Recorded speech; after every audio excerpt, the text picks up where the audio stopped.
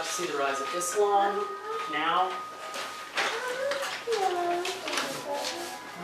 And you're going to see, sadly, that Byzantine Empire start to shrink.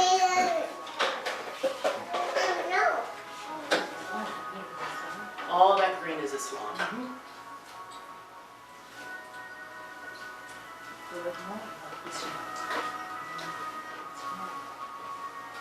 And here come the Mongols.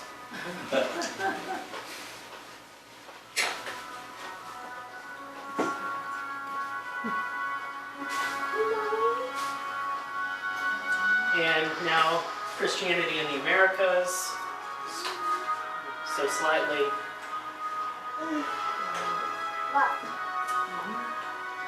Australia. Yeah. And communism. And there we are. So this is sort of what the world looks like in 2015 right now. And before I go and talk about Christianity and sort of start at the beginning with Pentecost, I think it's probably better that we start out with a brief history of the Roman Empire. Because it's really in this Roman atmosphere that Christianity will flourish and sort of take root. I think that God sort of saw with the empire, with it being what it was, I think he saw it as sort of a right time for Christianity to begin. Because it's really in sort of this, it's really the first universal empire. You sort of think of, I guess, the United States, with being this global empire, but really the Romans were the first ones to get this started. The Romans will start off as a kingdom, in fact. Who here has heard the story of Romulus and Remus? Okay, yes, we all have. So they'll start off as a kingdom, and that will take place around 753 BC, okay? I use BC, not BCE, before the Common Era. Common to whom? I'll use before Christ and AD and Domini. Rome will start off as a kingdom with the first king of Rome, starting about sometime in there, and it will go all the way to 509, BC. At this point, they'll sort of establish a kingdom in what is now the Italian peninsula. And when Rome becomes a republic in 509 BC,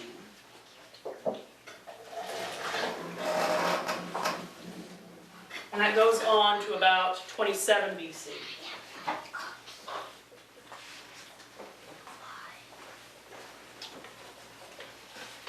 That's when we'll start seeing Rome become a power in the Mediterranean. The Romans will actually kick out their king and establish a republic. And I want everyone to realize that this is not a republic in the sense that we think of it. It's a very different republic. Women could not vote.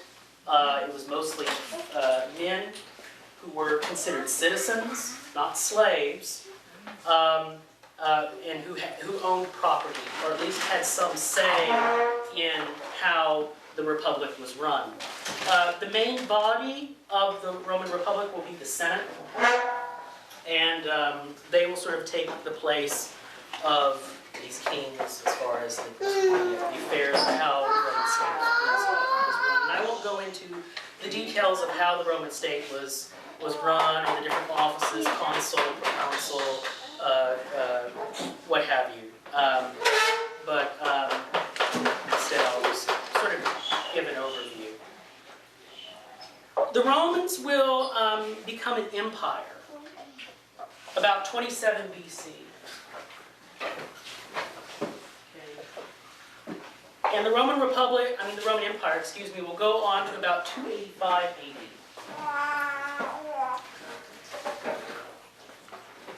Okay. This date is debatable.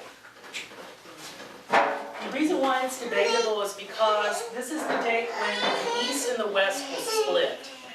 This is not the great schism that we think of with the Roman Catholics and the Orthodox, but this is the split between the two empires for mostly administration. The empire will split into two halves on this day. So, I guess questions from the audience. Who do we normally think of as the first Roman emperor? Augustus. Augustus. Well, you know, you you can do this. It's Augustus. Julius Caesar is often thought of as being the first Roman emperor by some people, but that is not true. Julius Caesar was made dictator for life, and he would later be assassinated. And later on, Augustus, his nephew, will take power, and will actually be adopted by Caesar rather as his heir. And so we'll have this rule of emperors, and we'll go on into the Byzantine Empire, because really the Byzantine Empire is a continuation of the Roman Empire. It's interesting to know this, but the Byzantines do not call themselves the Byzantines. They call themselves Romans. In fact, even in the old country today, what are Orthodox Christians called? They're called Rum, right? Romans. So that's I mean, even today, that's how Orthodox Christians identify themselves as Romans. The Roman Empire didn't fall, with the West. It fell at 1453 with the fall of Constantinople. The empire will have relative peace during Augustus's reign until you get into the Julio-Claudians. Now, depending upon who you read, whether it's Suetonius, whether it's other Roman historians like Synagogue, the Julio-Claudians will be the next rulers.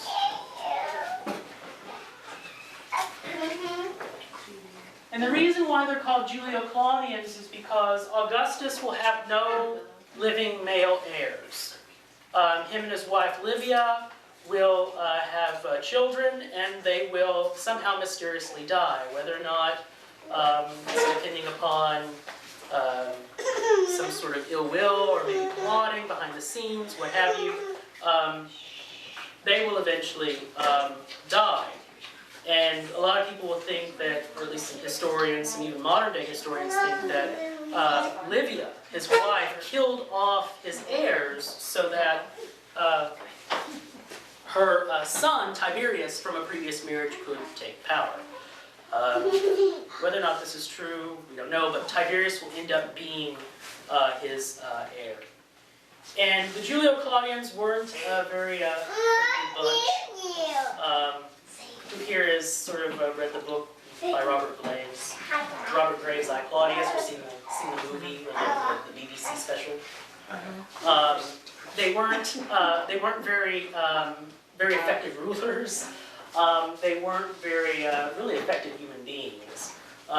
Known for their cruelty. Caligula was rumored to be really probably the only good one was probably Claudius, but Claudius had no experience ruling. He had no experience with politics. He was a historian. After the Julio-Claudians, there will be in AD 69.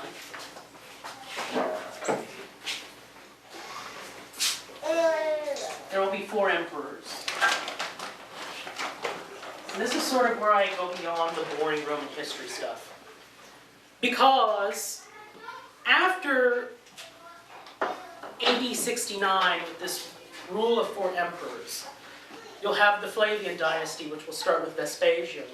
This is important because the Flavian dynasty marks a different type of succession with the Roman emperors. From now on, emperors will be chosen by the army. Usually the Praetorian Guard, regardless of whether or not they're ratified by the Senate. Emperors almost with some exceptions, are universally former officers in the military or have some sort of military experience. This is significant because this is ultimately how Constantine, the first Christian emperor, is chosen. He's chosen from amongst his men to be emperor. So now let's get into Roman religion, because Roman religion marks a different, or a different contrast, rather, with Christianity, or with at least Judeo-Christianity, if I can use that phrase. Roman religion is going to share similarities to Greek religion. Similar gods with different names. The Romans do have their own gods. The Greeks do not. However, the difference is that Greek religion was never made into a state cult, universally. Individual city-states might have had their own cults, their own state cults that were regulated by the government, but just to sort of let everyone know here, the Romans saw no separation between church and state. You can call it church, religion and state. No separation at all. This becomes very important when people are told that they need to sacrifice, and their sacrifices are a government act. It's a government-sanctioned act. It's a patriotic act. It becomes even more significant when the emperors start to be deified. We'll get to that. Get back to that later. So let's start with the Jewish experience in the Greco-Roman world. What was Jewish life like in the Greco-Roman world? After hundreds of years being under the Seleucid Greeks, which we're just sort of reading about in First Macedonians and Second Macedonians in our Bible study, the Seleucids will be overthrown by the Hasmonean dynasty, which was a Jewish dynasty of Jewish rulers. Eventually, Rome is going to set up a puppet state, or a puppet kingdom, under the Herodians in order to rule the Jews. Eventually, it'll turn into a tetrarchy after Herod the Great divides his kingdom between his sons. And then sometime during Christ's adolescence, Palestine will turn into a Roman province called Judea, ruled by a governor. Just like every single Roman province that existed at this time, whether it was Gaul, Campania, Hispania, what have you. They're very Hellenized. Who here has heard that word? What does Hellenized mean? Does anyone know? Greek. Influenced by the Greek. Friends of the Greek. Yeah, means. Right. Yeah. Right. Hellenized means Greekish, or Greek-like. Jews at this time are going to be very, very Hellenized because of their influence from being under the Seleucids from hundreds of years back. Jews will be predominantly Greek-speaking. They will adopt some aspects of Greek culture, Greek customs, Greek dress, Greek food, what have you. But they will, for the most part, for the majority, keep their religion. And the Romans will, in fact, sort of be sort of hands-off when it comes to Jewish religion, or interfering with Jewish religion to a certain extent. During Christ's time, there was voting for the high priest, just like in every single year in the tradition of the Jews, amongst the Levites. But who do you think kept all the vestments and control of that, or regulation of that? It was the Roman governor. In fact, he would have kept the vestments until the elections were done, and then he gave the vestments to the new high priest.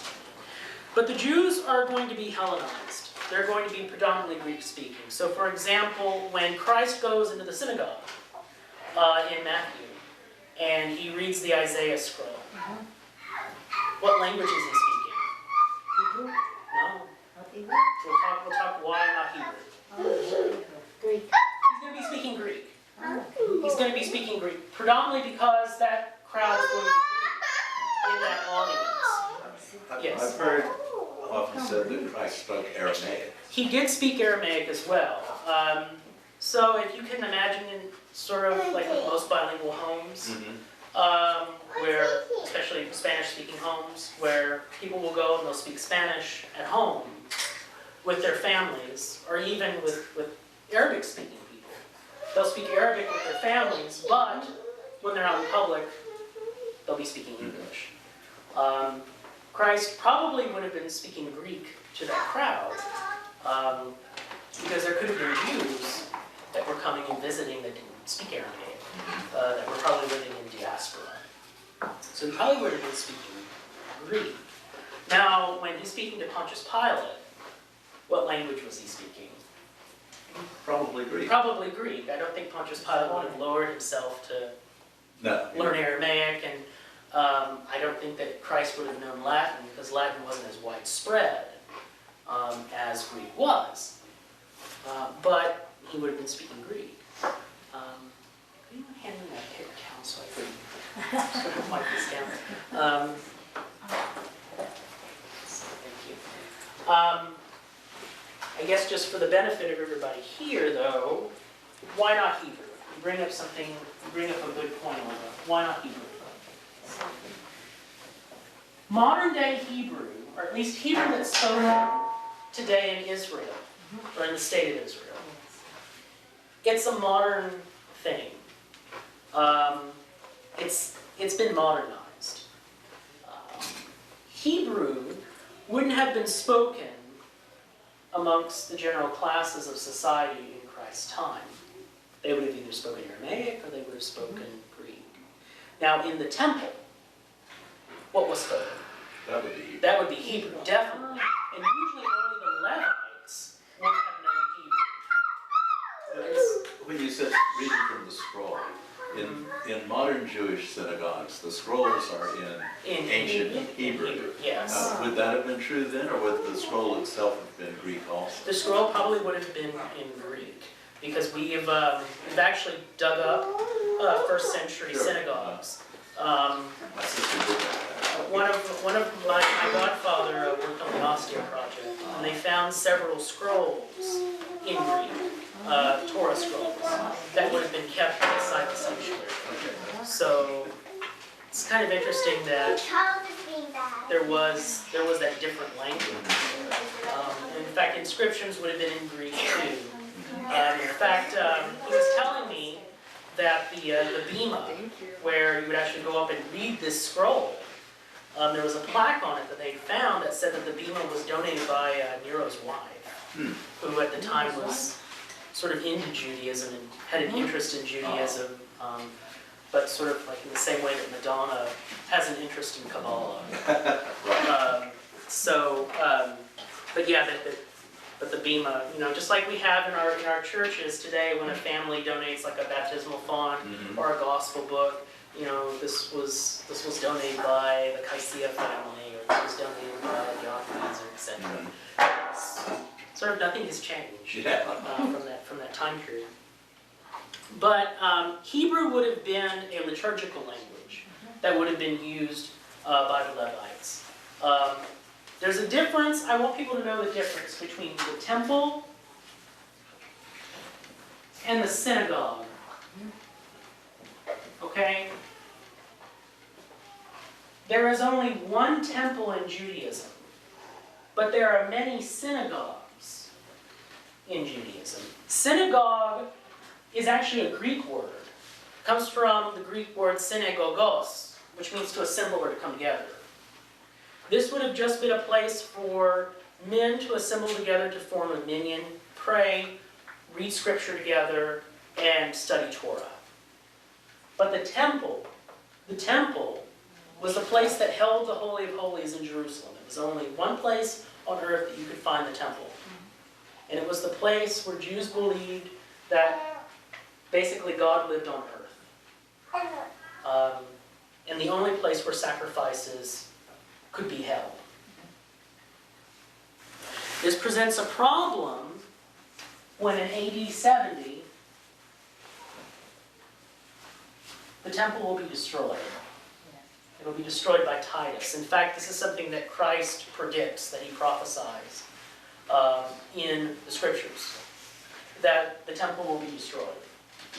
And this is actually one of the things that they list on the charges for his crucifixion.